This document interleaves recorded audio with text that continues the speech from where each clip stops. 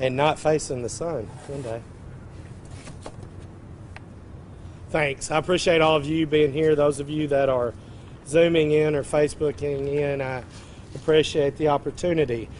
This morning we heard from the governor in his last address to the regular session of the General Assembly, where he delivered what he would coin as the State of the State address. He pointed out his successes over the last 7 years and his agenda for the upcoming legislative session. I say I appreciate Governor Hutchinson and his leadership. We have certainly seen Republican governors across these United States do a lot worse than he has in that 7-year time that he's been our governor. But this is Arkansas. We're the land of opportunity, and not doing worse shouldn't be our bar. We are better, we can do better, and we should be better. The governor touted his successes in economic development, education, and taxes, and highlighted his goals to seek police reforms, further address education, and hate crimes legislation to bring Arkansas in line with the rest of the nation. And he couched this all under the politician's favorite line, tax cuts and higher teacher pay. And while the Democratic Party of Arkansas and myself personally are definitely supportive of both, the governor stopped too short. We can do more. We are Arkansas. We can do better. In his remarks, the governor talked about police reform, and he gave a casual mention to accountability. Once again, he stopped too short. Strengthen our police departments, making sure that those officers who rush into danger have the wages and the training that matches the work they do should be a priority. But so should accountability. So should accountability. My mother and your mother may not have this fear, but mothers across the state have a fear that their child won't come home because they have a broken taillight. So we need accountability. We need equality in treatment. This is Arkansas. We are better, and we can do better. Governor Hutchinson, as he often does, touted his success in raising the teacher pay in Arkansas. He has raised the minimum pay more than once. In effect, what he has done is put superintendents in a position where they cut their budgets. Teachers with higher levels of education or more years of experience are seeing their jobs fade away because their levels of salary are too high to meet the school's budgets. We've got to adequately fund our public schools so we can have the teachers that meet the standards that we need, we desperately need, as they lead the next generation of Arkansans. We are Arkansas. We can do better. Once again, the governor talked about computer science and his goals. But there are school districts across this state whose only vocational opportunities are sewing buttons and building picnic tables. This is Arkansas. We are better, and we can do better. He touted success in higher education. However, college tuition in Arkansas is at an all-time high, and it's dang near impossible for a child to work a part-time job and be able to pay his way through college in Arkansas anymore. If he truly wants to see success in higher education, whether it be in our colleges and universities or in workforce training, he should create affordable opportunities so that the children of Arkansas are not one flat tire, one broken transmission away from having to drop out of college. This is Arkansas. We are better, and we can do better. The governor talked about the use of federal funds to increase broadband access across the state. It was much needed, and as a member of rural Arkansas, it's much appreciated. But once again, the bar is set too low. The goal should not only be access, but affordable access. To many families, they'll have to choose between paying their water bill or paying for internet service. This is Arkansas. We're better, and we should do better. The General Assembly and the governor have an opportunity right now to create a tax credit for those families that are making $600 or less a week to offset the high cost or deliver lower cost internet to them. And further, these companies that we are subsidizing with these federal funds should be directed by the General Assembly and the governor to create a safe, free, wireless internet access spot in every community across the state. They're making a lot of money off those federal funds we're directing to them. They should do better. We can do better. It's Arkansas, and we deserve better. So how do we get there? Well, you heard the governor talk about his first two priorities were lowering taxes. So imagine in Arkansas where we're not cutting the taxes of people that want to come across our borders of our state and live here. But we're taking that money and putting it into Arkansas. Tax credits for those who are making less than $600 a week, so they can have access to pre-K. They can access that internet. Better health care. They're not married to a bad job simply because they wouldn't have health care if they didn't. Imagine if we took that money and invested it in communities like Hope, Walnut Ridge, and Brinkley. Imagine the community development we could make with that money. And if any economic development person worth their salt was being honest with you, he'd tell you can't have economic development until we have community development. We welcome people to move to Arkansas, but this is Arkansas. We are better, and we should treat Arkansans better. We heard the governor ask the General Assembly to keep the emergency declarations in place in regard to the COVID pandemic. What he didn't do was remind everyone to please remain vigilant and diligent in being safe and wearing masks and observing all the protocols we need to observe. Just because a vaccine is out there, it's not going to do you any good if you contract it today or give it to your neighbor or your grandmother or someone who has an underlying condition. Please remain diligent. The governor right now and the General Assembly right now should direct the Department of Health to reach out to every Arkansan and give them a time and a place and a date of when they'll receive their vaccine. They can reach out to us when we owe our taxes. They can reach out to us about car warranties. Surely they can come up with a schedule of when we can get vaccinations. And moreover, to be honest with you, right now, there should be a nurse ready to put a needle in the arm of everyone that walks through a teacher's lounge in the state of Arkansas. Right now. The governor failed to mention a hot topic in the General Assembly right now, a bill called Stand Your Ground. A bill that would lead, the supporters of, would lead Arkansans to think that opposition to it is an attack on your Second Amendment rights. Could not be further from the truth. In Arkansas, we are taught to seek the higher ground, to walk away from a fight when we can, and to seek cooler heads and common sense. Support of this bill flies in the face of all that. We are Arkansas, we are better than this, and we can do better.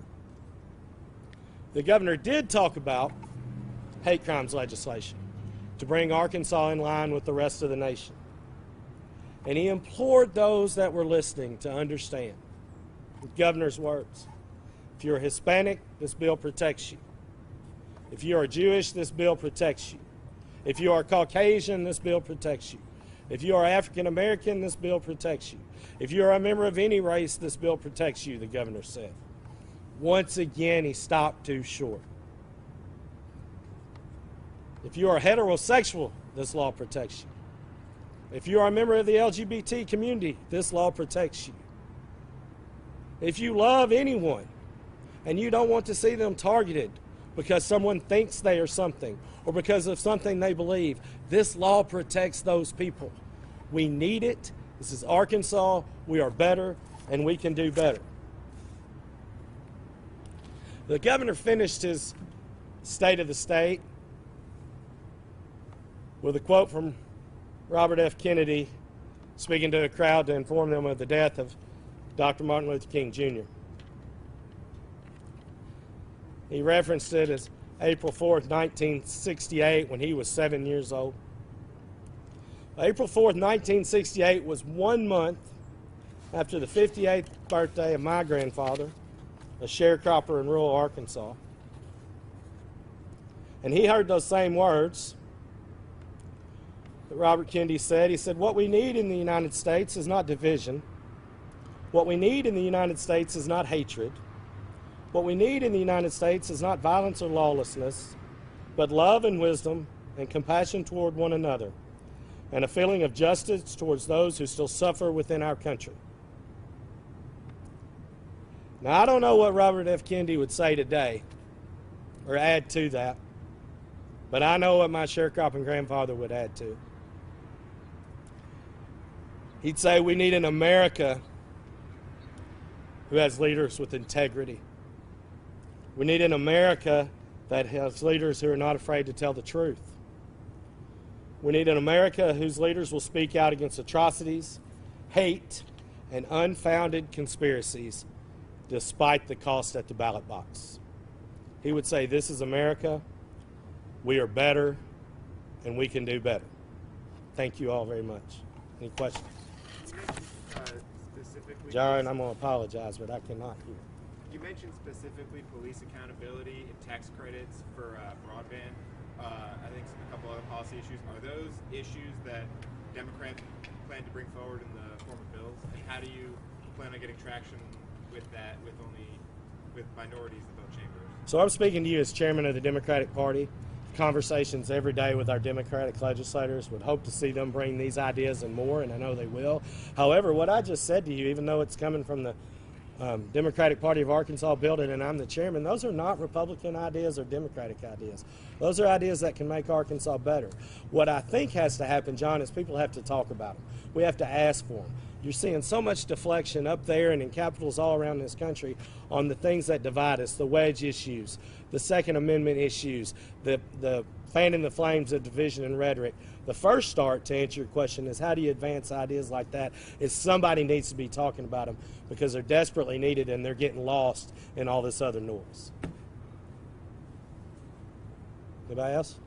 Question. So Senator Ballinger is pretty confident that a stand your ground bill. I'm sorry. Senator Ballinger is pretty confident that a stand your ground bill is going to pass out of committee and will become law. He's bringing it up tomorrow, in fact. We're not going to have, moms demand action, with a sea of red shirts due to the pandemic, things like that. Do you think that, unfortunately for many Democrats who don't agree with the stand your ground bill, do you believe it's going to pass? And what is that going to mean for the state? So unfortunately for many who are against it, but also unfortunately for prosecutors and law enforcement across the state that oppose it, this is where the governor should be the leader, right? And the speaker and the president of the Senate should be a leader and say, look, we're in a pandemic. There are people that need vaccines. There are hospitals that are at capacity. These are the issues that we're talking about. Rural Arkansas is being left behind. And the first bill that a senator wants run on the second day of the General Assembly in the middle of this is a bill that will allow people to get away with killing people easier. Yeah, it's a sad day. There's no answer to it. Senator Ballinger understands that people are fearful at the ballot box of being the perception of being against the Second Amendment, and he will use those fears to not be honest, to be intellectually dishonest with the voters across the state, and it's a sad day for Arkansas. And it's a sad day when the party of law and order will go against what the prosecutors and law enforcement have asked them not to do. In your opinion, we keep hearing that, the opposition to the hate crime bill is why make this something special for certain groups and we need to be covering every group. I mean, at the end of the day, what groups do you believe that some of these people opposing this bill? So here's the deal, we're all a group. That's what's missing. That's the part that the opposition to hate crimes bills will tell you. First of all, 47 other states in the nation have one. We should be better, but we're all a member of groups. So that's the misconception. A hate crime bill doesn't just target you, doesn't just protect you as a white female. It would protect me for being there with you because you're a white female. If I am supportive of your cause and someone attacks me because I'm supportive of your cause, this hate crimes legislation protects me. It enhances the sentences. It's so typical of politicians to try to simplify and draw it out. But hate crimes legislation protects every Arkansan walking down the street.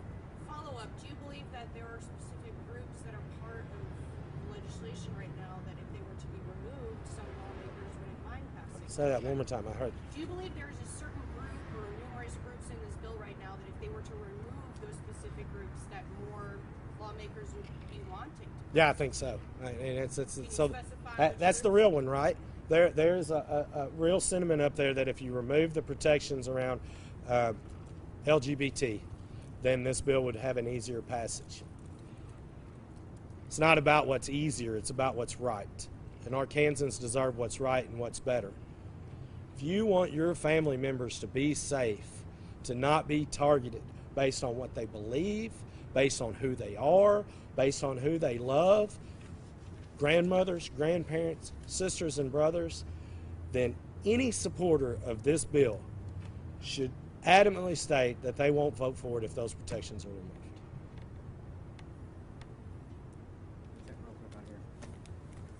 Anybody else? In looking at your policy aims for the session, how much are Democrats going to be reliant on divisions within the Republican caucus? So sadly, there are divisions, right? Democrats are going to rely on sound policy and good ideas and speaking Arkansans, and hope that once the first week or 10 days of yesterday they had a raucous caucus meeting a couple blocks away to not seat a duly elected member. My experience in the General Assembly, as those days, you get away from that first day and further away from the election, partisan lines get a little less fuzzy when it comes to common sense things. Hey, listen, there's Arkansans out there from Texarkana to Blytheville that just need good policy, good sound legislation passed, and they don't care if it's a Democrat or Republican. The Democrats are going to work with and are willing to work with any legislator up there that wants to make Arkansas better. But will it be helpful? Possibly. But, John, at the end of the day, unfortunately, there's a lot less accountability to Arkansans during the General Assembly and a lot more accountability to trying to get reelected. Thank y'all very much. I appreciate it.